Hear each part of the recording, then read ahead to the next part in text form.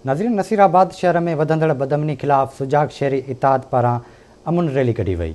इन हवाले सां वीडियो लिंक ते मौजूद है बशीर लेगारी जी। बशीर जी, अॼु नसीराबाद में सुजाग शहरी इतिहाद तरफ़ां नसीराबाद शहर के अंदर वधंदड़ बदमनी खिलाफ़ एक अमुन रैली कढी वई है। अचो त सुजाग शहरी इतिहाद जे अॻवान खां पुछा कयूं त उन्हनि जा कहिड़ा मुतालबा आहिनि। नसीराबाद शहर एक पुरअमन शहर है। उन में जेके वारदातूं थियूं आहिनि इन जे ख़िलाफ़ असीं एहतजाज कियो आहे।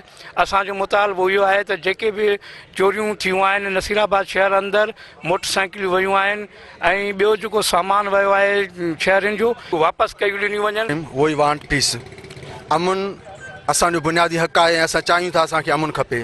असांजी ही अमुन ज़िंदाबाद रैली इन जे करे आहे ताकि असां कुझु ॾींहंनि खां वठी असांजे शहर नसीराबाद में हथ सां वठी करे बदमनी फैलाई वई आहे। रोज़ चोरियुनि जूं वारदातूं, रोज़ मोटरसाइकिल जूं फुरूं। असां चाहियूं था त असांखे अमुन बहाल कराए ॾिनो ऐं असांखे अमुन वापसि कराए वञे। शहर मां अमुन पखी उॾामी वियो आहे।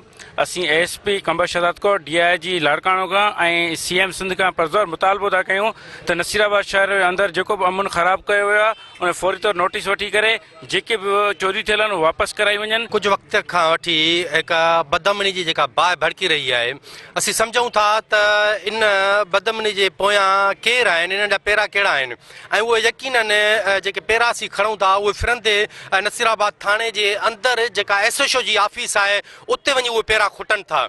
त असीं सम्झूं था त जेका इहा चोरी आहे उहा चोर नथा करनि। हिकु हिकु राति में 5 जेके चोरियूं थियनि थियूं उहो SHO बि चोरियूं थो कराए। जीअं मां नसीराबाद सुजाग शहरी इतिहाद जे अॻवान जूं ॻाल्हियूं ॿुधियूं त उन्हनि जो चवणु हुयो त नसीराबाद शहर में जेका बदमनीअ जी बाहि भड़की थी आहे उन जे ज़िम्मेवार नसीराबाद जी पुलिस इंतज़ामिया आहे। असां आला अख़्तियारनि खां इहो मुतालबो था कयूं त नसीराबाद शहर में वधंदड़ बदमनीअ नोटिस वठी करे शहरनि खां फुर थियल मोटरसाइकिलूं ऐं चोरी थियल ॿियो जेको सामान आहे उहो फौरी तौर वापसि कराए ॾिनो वञे।